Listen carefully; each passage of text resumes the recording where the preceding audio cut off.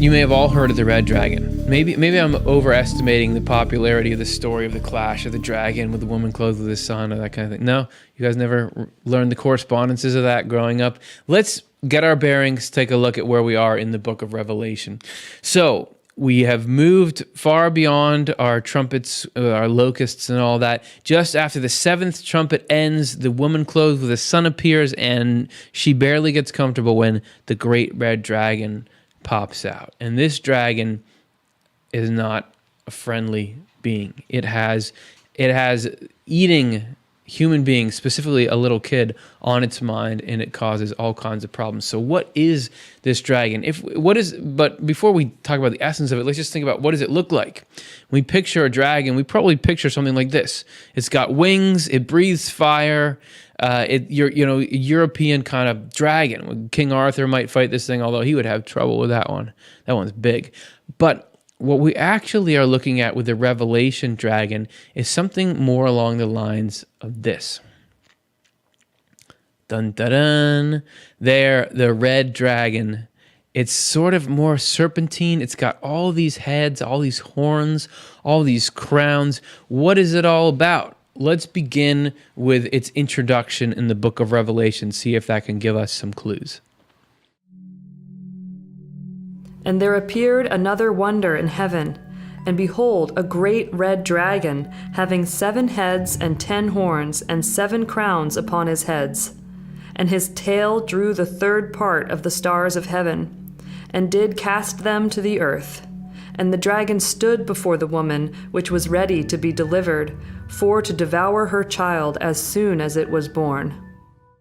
It doesn't really explain much about it, but I do want to point out that it's important, this idea that it's a little different than the fire-breathing dragons that we normally are accustomed to in mythology. Again, like I said at the beginning of the show, why do we think there are such things as dragons? If Swedenborg is saying there are literally dragons in the spiritual world, or what we could call dragons, because they symbolize this stuff, are all those other dragons, Smaug and his friends, are they there because they are in the spiritual world? They reflect something, and we just that pops into the heads of writers and movie makers and that kind of thing.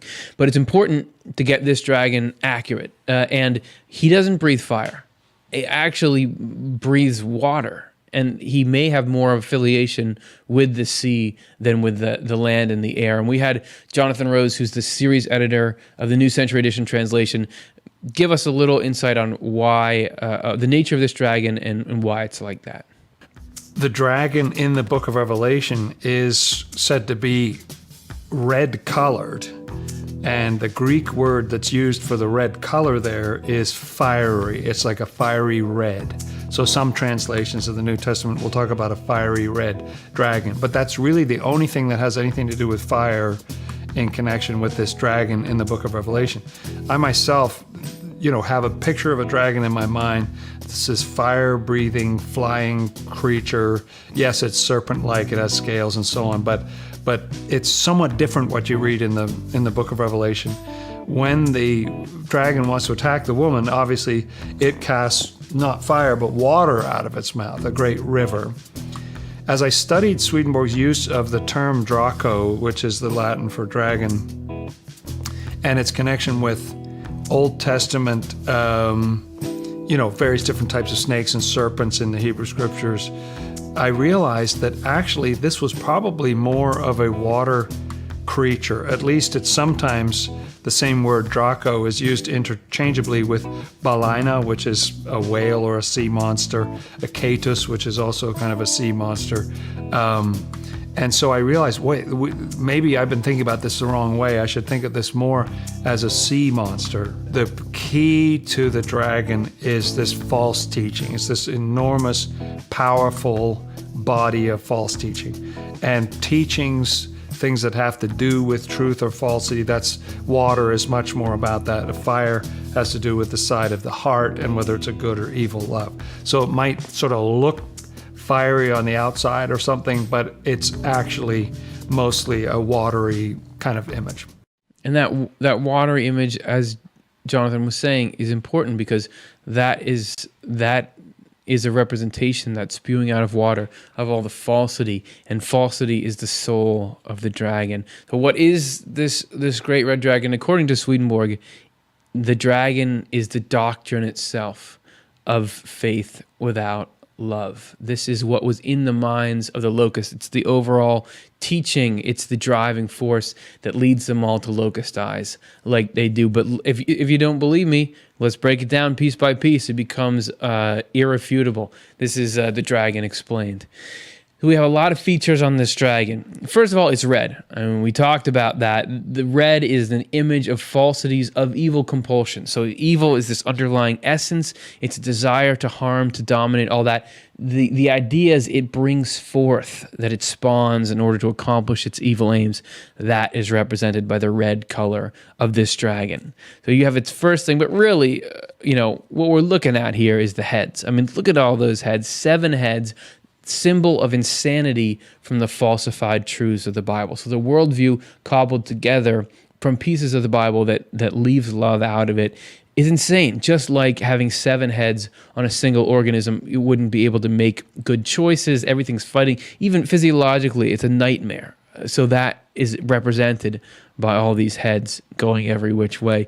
And you have 10 horns. So not 7 horns, but 10. Why? If you're just going to make up a dragon, wouldn't you just have 1 horn or 2 horns on each head? It'd be 7 or it'd be 14 horns. But no, they say it has 10 horns. And that detail matters. And because 10 is a symbol of all. You just look back to our numbers show, we talk about that. So that's a symbol of much power, or all power. This great sum of power is represented by these horns. And we already talked about the horns being power back with our unicorn. So these correspondences do travel from one to another. All right. You also happen to have these crowns. You have these 7, not 10 crowns, but we're back to 7 because 7 is a different kind of all, and this is the falsification of all truths. So because you're coming at your life from such a corrupt angle, it falsifies everything. There's no truths that escape being tainted by that. There's nothing in life that you're seeing without this sort of skewing lens on it. And then he also has this tail, and the tail does something pretty intense. It knocks 1/3 of the stars out of the sky, and this is meaningful. The third part signifies all. Again, if you look at our number show, almost all the numbers mean all, but they mean it in different ways. The third part is a signification of the alienation from spiritual knowledge. That when you drop into a mindset like that, you actually, where you think you know things, but you don't, you actually block out the true knowledge that you could come into. So this doctrine alienates you from spiritual knowledge. Then he also has this intent. He wants to devour the child of the woman clothed with the sun. She was having a son, and the dragon wants to eat it up. And that's the desire to extinguish the doctrine of the new church. Swedenborg said the new church is going to follow this bad way of thinking with a new way of love-centered stuff. See our episode, The Spiritual Future of the Human Race. And the male child symbolizes that doctrine. The dragon was trying to destroy it as soon as it was born. So bad dude, bad dragon. Sorry, I got a little carried away there in my rage against the dragon.